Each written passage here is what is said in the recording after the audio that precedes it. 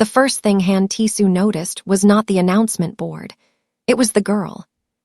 She stood alone on the platform, small hands balled into fists, dark braids damp with sweat, her navy hoodie a size too big, a battered backpack slung over one shoulder like she'd been carrying it, and everything else for far too long.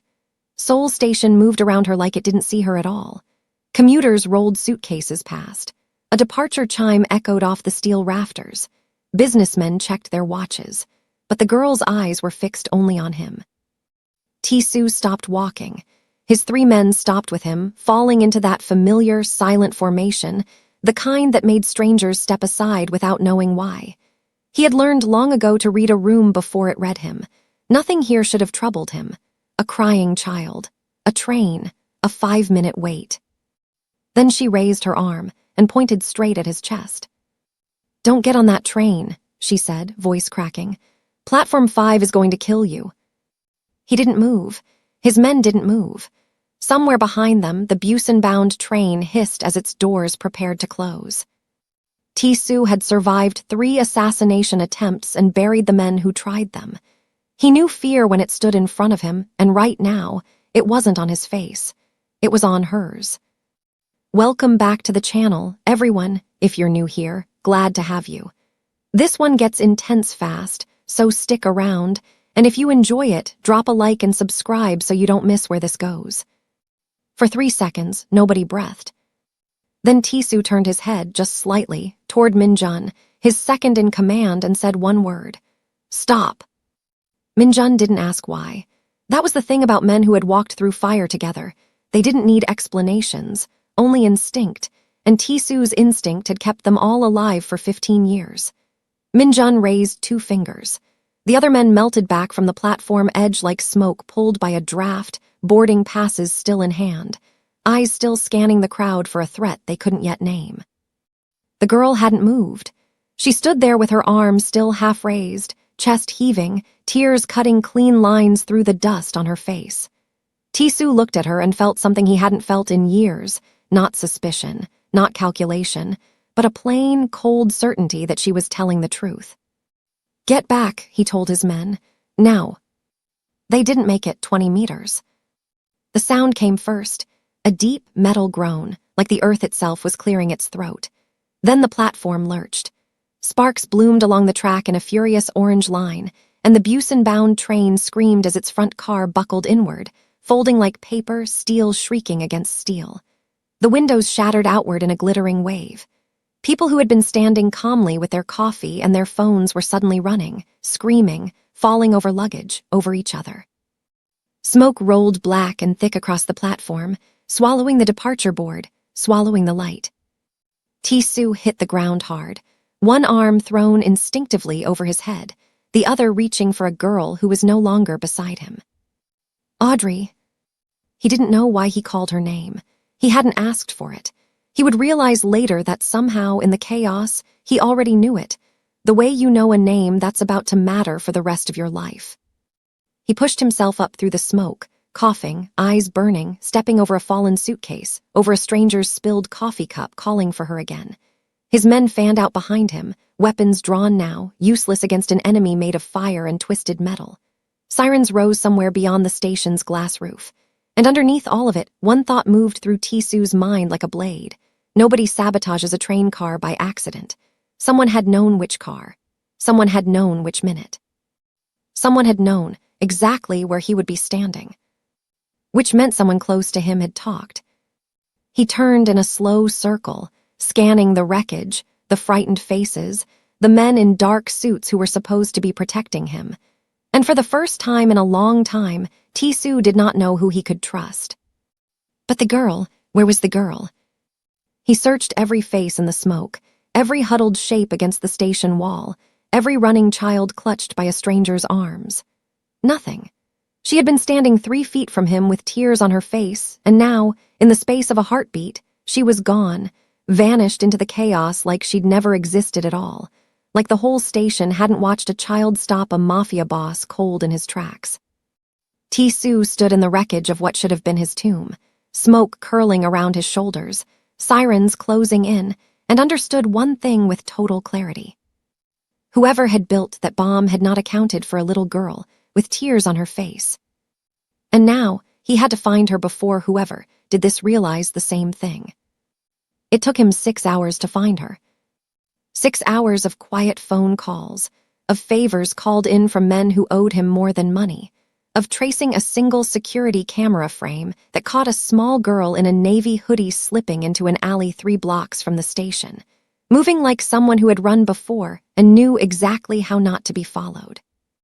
By the time Tissue stood in front of a narrow door at the bottom of a concrete stairwell, in a part of Seoul where the streetlights didn't quite reach, his men had orders to wait above and stay invisible. Whatever this was, he understood, without knowing how he understood it, that it wasn't the kind of thing you brought armed men into. He knocked twice, softly. The door opened only as far as a chain lock allowed. One dark eye studied him through the gap, red-rimmed and swollen, but steady. Steadier than a child's eye had any right to be. "You shouldn't have come," Audrey said.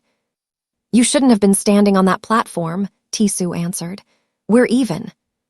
She looked at him for a long moment, the way a much older person looks at someone there deciding whether to trust with something heavy. Then the chain slid back. The apartment was one room, bare bulb, a mattress on the floor, a small stack of folded clothes squared away with a neatness that didn't match the poverty around it, the neatness of someone who'd been raised to take care of what little she had. On the wall, taped up with yellowing corners, was a photograph of an older woman in a graduation gown, standing in front of a schoolhouse, her smile wide and unshaken. Tissue didn't need to ask. He knew grief when it was framed and hung like a shrine. "My grandmother," Audrey said, following his eyes. "She taught for 31 years back home, then she came here, and then she died and everybody just called it an accident." Her voice didn't break saying it.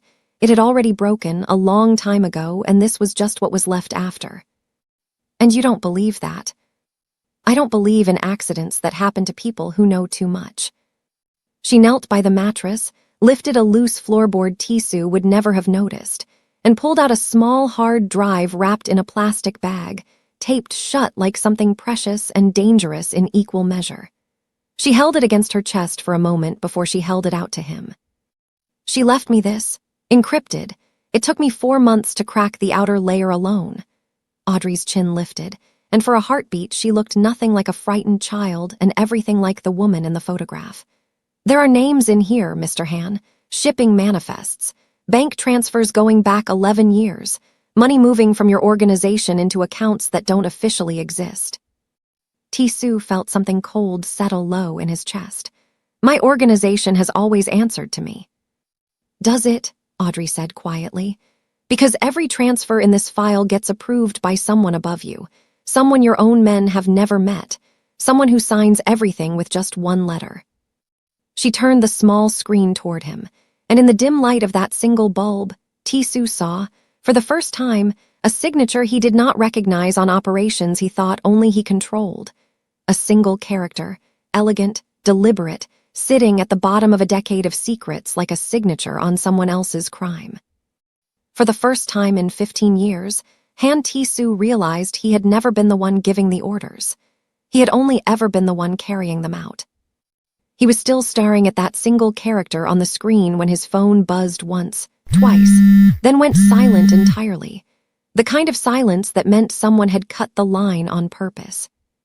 "Get away from the window," Tissue said. Audrey didn't ask why. She grabbed the hard drive and the photograph of her grandmother off the wall in the same motion, like she'd rehearsed leaving this room 100 times in her mind, even if her body had never done it. Tissue had barely gotten the chain back off the door when the stairwell above them lit up with the hard, flat crack of a suppressed rifle. His men up top didn't even have time to shout a warning. He heard one body hit the concrete, then another, and something in his chest went cold and clear the way it always did in the half-second before violence, not fear exactly, but a narrowing of the world down to only what mattered. "Behind me," he told Audrey, and for once she didn't argue. He'd built this safe house himself, 6 years ago, back when he still believed the only enemies worth planning for were rival syndicates, not the men who wrote his own paychecks. There was an exit through the laundry room, a service tunnel that led out 2 blocks east into a noodle alley that never closed. He pulled Audrey through it while gunfire chewed through the doorframe behind them, plaster raining down like snow, and somewhere in the chaos, one clear thought surfaced through the noise. These were not street soldiers. Street soldiers didn't move with this kind of discipline, didn't use suppressed rifles that cost more than a house. This was corporate money. This was someone who didn't want witnesses, only results. They came out into the alley gasping, Audrey's small hand fisted so tight in the back of his coat it would leave a mark. Steam rose off vats of broth. An old woman selling noodles looked at them once, understood everything without being told a single word, and simply turned back to her pot, the way people in this city had always known when to see nothing. "They're not after you," Audrey said, breathless, once they'd put 3 blocks between themselves and the smoke. "They're after me." "How do you know that?" "Because they didn't come for the drive." She held it up, still wrapped, still whole, still humming with everything her grandmother had died to protect. "If they wanted this, they would have taken it off my body already. They came to erase the only person alive who can prove what's in it." And that was when Tsu understood the shape of the war he'd just walked into. Not a war over territory, or money, or even loyalty, but a war to keep a child silent, waged by a man with enough power to send trained killers into the dark for one 9-year-old girl and call it Tuesday. "There's a second half to the file," Audrey said quietly, watching his face. "My grandmother split it in 2 on purpose. She knew what would happen if the wrong person found only one piece." "Where's the rest of it?" Audrey looked up at him, tears finally gone, replaced by something harder, something that had clearly been waiting its turn. "Somewhere he'll never think to look," she said, "because he doesn't believe people like us are smart enough to hide anything from him. If you believe a grown man with unlimited money should never be allowed to hunt a grieving child into the shadows just to protect his secrets, stay with us. Because we are not looking away, and neither is Audrey." Tsu didn't ask her to explain what she meant.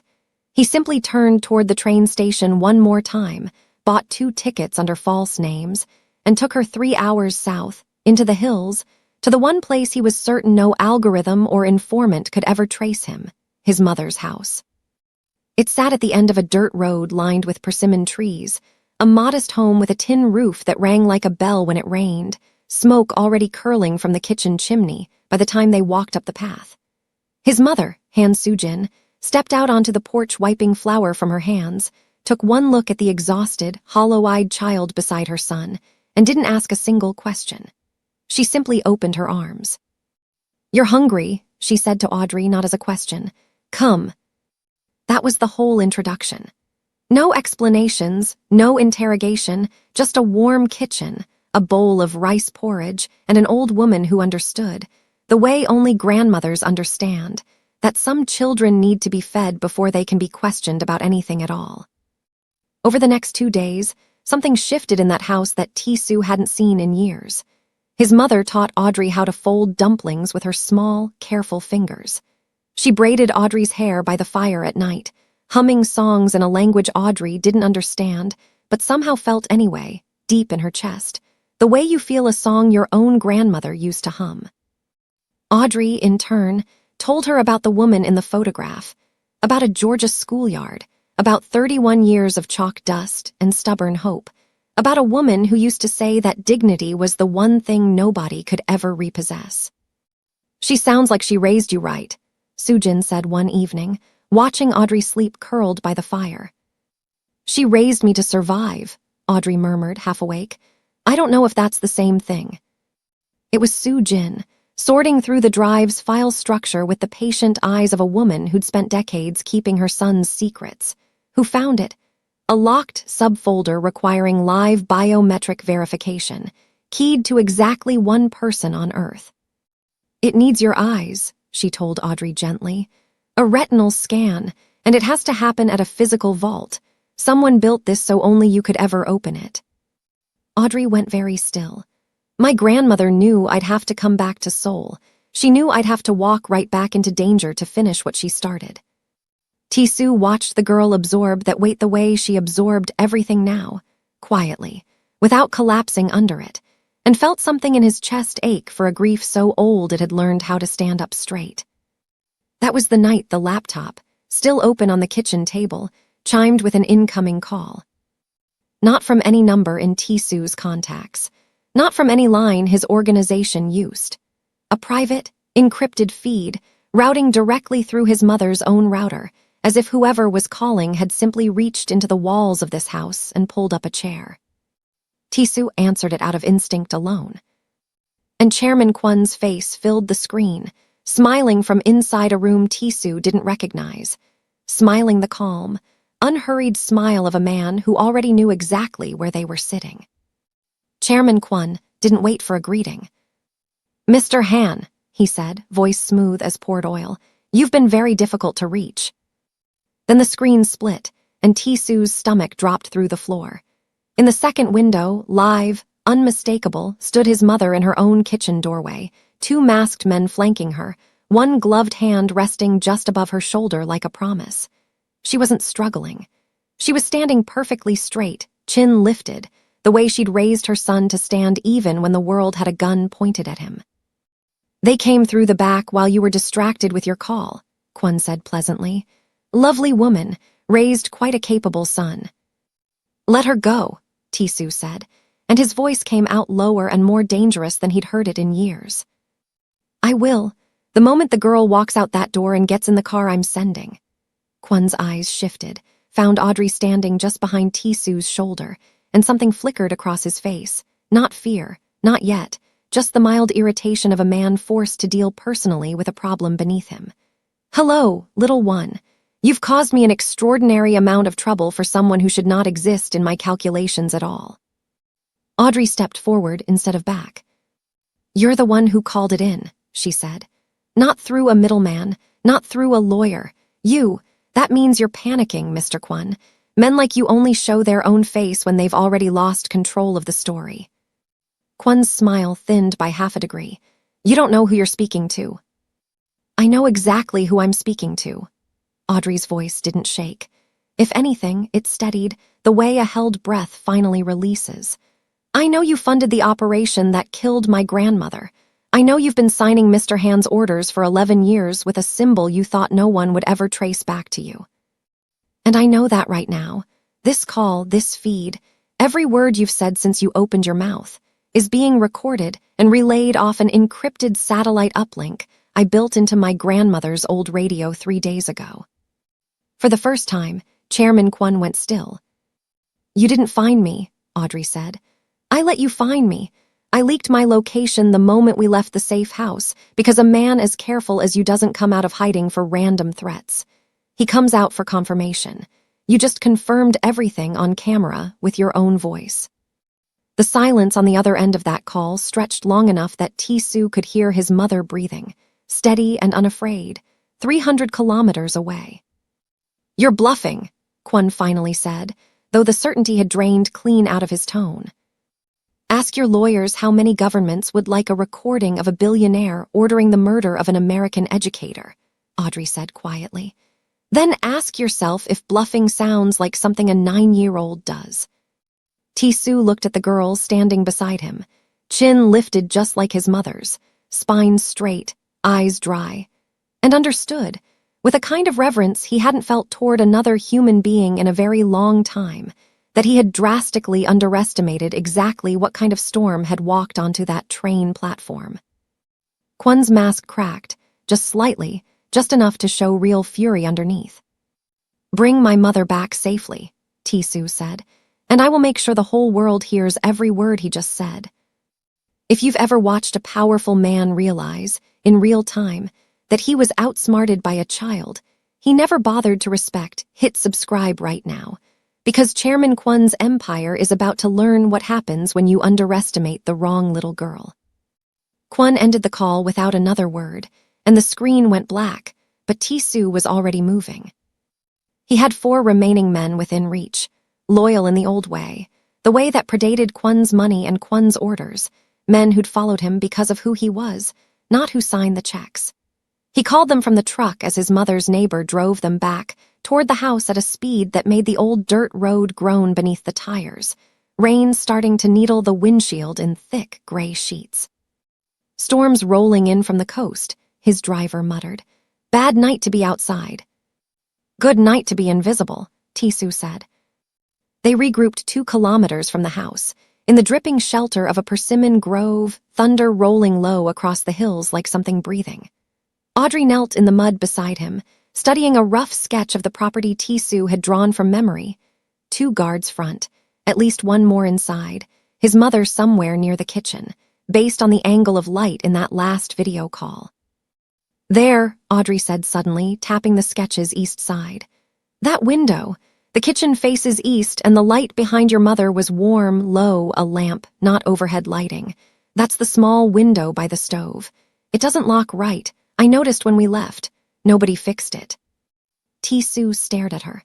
You noticed a broken window latch 3 days ago and remembered it under this kind of pressure. My grandmother used to say the details people ignore are the details that save you, Audrey said simply. I don't forget doors. It was enough. He split his men into 2 teams, one circling wide through the trees to the west, drawing whatever attention waited outside, the other moving low along the drainage ditch toward that east-facing kitchen window, exactly where Audrey said it would be. The storm swallowed their footsteps whole, rain hammering the tin roof loud enough to mask a dozen careful movements, lightning throwing the whole hillside into brief, violent silver light. Tisu went in through the window himself. He came up soaked and silent behind the first guard, one hand clamped over the man's mouth before he could make a sound, and put him down without a shot fired. Through the doorway, he saw his mother, seated at the kitchen table exactly as she'd been on the video call, spine straight, refusing to give her captors even the satisfaction of her fear.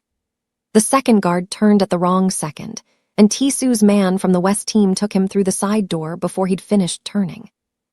It was over in under 90 seconds, the kind of silence that only comes after violence handled with precision instead of rage. His mother stood, unhurt, and folded herself into her son's arms without a single tear, because women like her had learned decades ago that falling apart was a luxury reserved for safer rooms. The girl, she said into his shoulder, is she safe? She's the one who found this window, Tisu said. Outside, the rain was already beginning to slacken, but as Tisu helped his mother toward the truck, his phone buzzed once with a message from the encrypted feed Audrey had planted. A single line, cold and clinical, cutting through the relief of the moment like a blade. Kwon's private jet had just filed an emergency flight plan out of the country, departing within the hour, along with a legal team already moving to seal every account the ledger could ever touch. An hour was all Tisu needed. He knew the private airfield south of the city, the one reserved for men who never passed through customs like ordinary people. He left his mother safe in the care of 2 guards and drove through the last curtain of the storm with Audrey silent beside him, the ledger drive clutched in her lap like a heartbeat. You don't have to come, he told her. He tried to kill me twice, Audrey said. I'm finishing this. They reached the airfield as Kwon's convoy pulled up to the tarmac, his private jet already running, engines whining against the wet night air. Tisu left the truck before it fully stopped, moving across the wet concrete with the flat, purposeful stride of a man who had made peace with what he was about to do. His remaining men fanned out behind him, and Kwon's own guards, seeing the numbers, seeing the look on Tisu's face, made the wise choice not to test him. Kwon turned at the base of the jet's stairs, rain plastering his silver hair to his scalp, and for the first time since Tisu had known him, the older man's composure had fully abandoned him. You're making a mistake, Kwon said. You made the mistake, Tisu answered. 11 years ago, when you decided a schoolteacher's silence was worth more than her life. He drew his weapon and leveled it at Kwon's chest, and in that moment, standing in the rain with 15 years of buried orders and borrowed loyalty finally boiling over, Tisu understood exactly how easy it would be to end this right here, on wet tarmac, with no witnesses but men who worked for him. Tisu. Audrey's voice cut through the rain, quiet, but it landed like a hand on his arm. Don't. He didn't lower the gun. He killed your grandmother. I know what he did, Audrey said, stepping up beside him, rain running down her face like the tears from the train platform, except now her eyes were dry and hard as stone. But if you pull that trigger, he becomes a martyr. A rich man murdered in the rain by an angry criminal. The story ends there. Nobody ever hears about the ledger. Nobody hears her name. Then what do you want? I want the world to watch him lose in a courtroom, Audrey said. In front of cameras. In front of judges he can't buy fast enough. I want his name in every headline, not as a victim, but as what he actually is. She looked at Kwon, soaked and shaking now, the fear finally fully arrived on his face. My grandmother spent 31 years teaching children that dignity is a thing nobody can take from you unless you hand it over yourself. I'm not handing mine to a man like him. Not even for revenge. Tsu stood there for a long moment, rain running down the barrel of his gun, and slowly, deliberately, he lowered it. The Central Bank of Seoul holds the vault, he said quietly. It opens tomorrow at 9. Kwon's eyes flicked toward his jet, toward the one exit still technically available to him, and something calculating moved behind his fear. You think a bank vault will hold me, he said, voice regaining a thread of its old arrogance. You think a 9-year-old's biometric scan is more powerful than my lawyer's. Audrey looked at him without blinking, rain dripping from her chin. Tomorrow, she said, we'll find out exactly how much your lawyers are worth against the truth. Morning came gray and sharp, and by 9 o'clock the steps of the Central Bank of Seoul were lined with more security than Tsu had seen outside a state funeral. He'd called in every favor he had left overnight, federal prosecutors he'd once done business with in the old days, a judge who owed his career to a debt Tsu had never once collected on, journalists whose silence he could now finally, gladly, stop paying for. By the time Audrey climbed the marble steps in a borrowed coat 2 sizes too big, flanked by armed escorts on both sides, there were cameras waiting at the entrance, drawn by rumors alone. Inside, the bank's vault manager, a thin, nervous man who kept glancing at his phone, led them down 2 flights into a chamber of reinforced steel and humming servers, where a single biometric terminal waited, cold blue light washing over its retinal scanner. This account was sealed 11 years ago, the manager said quietly, under a clause requiring direct descendant verification. I didn't even know it still existed until your call last night. Audrey stepped forward. Her hands weren't shaking, though Tsu noticed she pressed them flat against her sides. The way you steady yourself before stepping onto a stage you've rehearsed for your whole life without knowing it. She leaned into the scanner. A long, breathless second passed. Somewhere upstairs, muffled through the thick concrete, Tsu could already hear raised voices, fast footsteps, the unmistakable sound of expensive shoes moving with urgency. The scanner beeped green. Voice confirmation required, a synthesized tone announced. Speak the passphrase. Audrey closed her eyes for just a moment, and when she opened them, her voice came out steady, carrying something older than her 9 years, something borrowed whole from a Georgia schoolyard and 31 years of chalk dust. Dignity is the one thing they can never repossess. The vault door released with a heavy mechanical sigh, steel bolts drawing back one by one, and the room beyond opened to reveal row after row of sealed drives, documents, photographs. A decade of a grandmother's careful, patient war, finally ready to see daylight. That was when the shouting upstairs turned into footsteps on the stairs. Kwon's legal team burst through the vault's outer door moments later. 3 lawyers in tailored suits waving a folded document like a weapon, security guards trailing helplessly behind them. Emergency injunction, the lead lawyer announced, breathless, thrusting the paper toward the vault manager. Signed an hour ago. This vault and everything in it is to be sealed pending federal review. Nothing leaves this room. The vault manager hesitated, eyes darting toward Tsu, toward Audrey, toward the small girl standing between 11 years of buried truth and a piece of paper designed to bury it forever. Audrey didn't move.